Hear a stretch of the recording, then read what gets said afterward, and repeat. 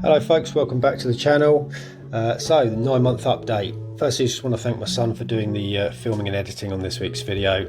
Been really busy, and the tank does seem to be filming much better at night when I'm not in the house. I'm always at work in the evenings.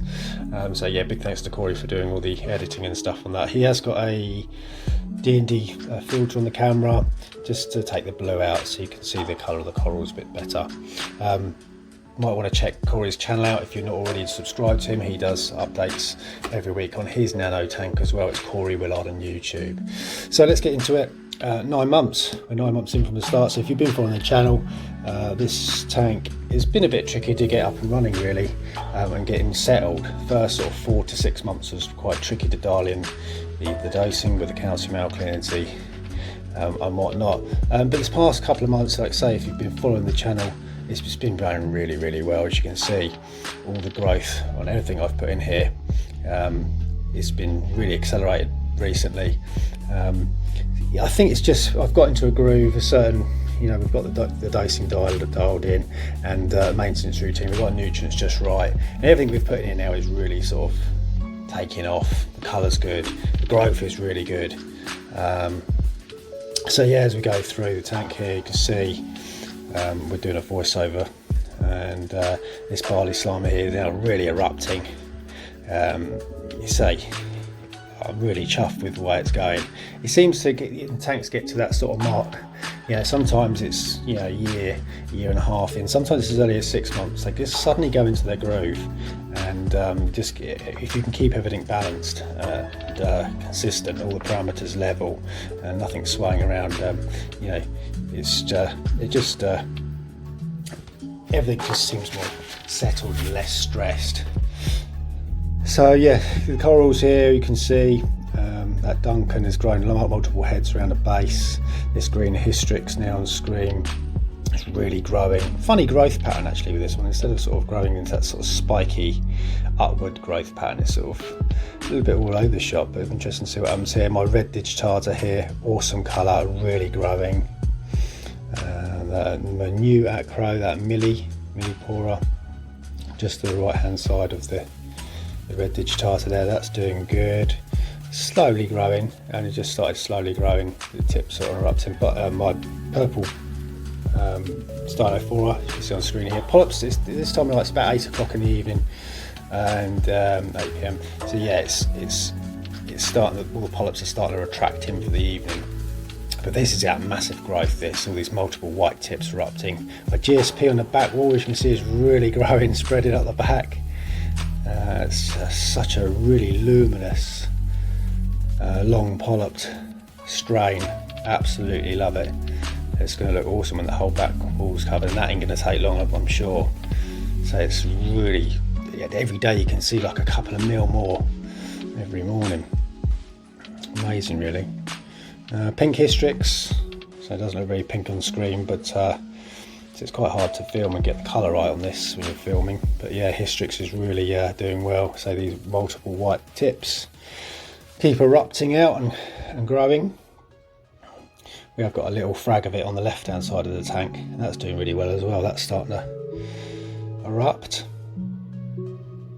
So yeah, this tank's it's doing very well.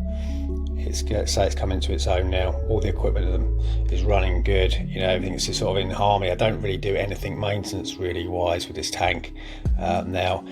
Water change wise, at the moment, I've just come off of, I think last Saturday I did 90% water change, and that wasn't because nitrates and phosphates were through the roof or anything like that. They're still very low, like a 2 ppm, but it's just that I wanted to put all the trace elements back into the system again. So we've done a 90% water change, and so it's like nearly a week later now.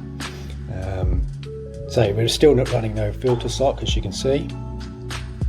No filter sock at all. The skimmer I've set to its lowest setting, push the gate right down so it's really dry foam. So the dosing system I'll go through in a minute when we catch up with the video and we go down into the cabinet. But yeah, say 90% water change once a month. I'll probably do that now. That seems to be, it's sort of like keeps everything nice and balanced.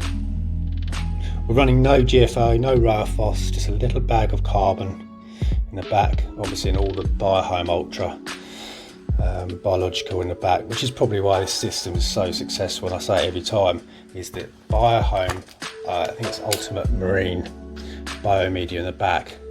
It creates a full cycle. It does start reducing your nitrates. So you get your nitrate start to build up to 1, 2, 3 ppm. If you back off you're feeding a little bit, it starts dealing with it and producing nitrate to nitrogen gas.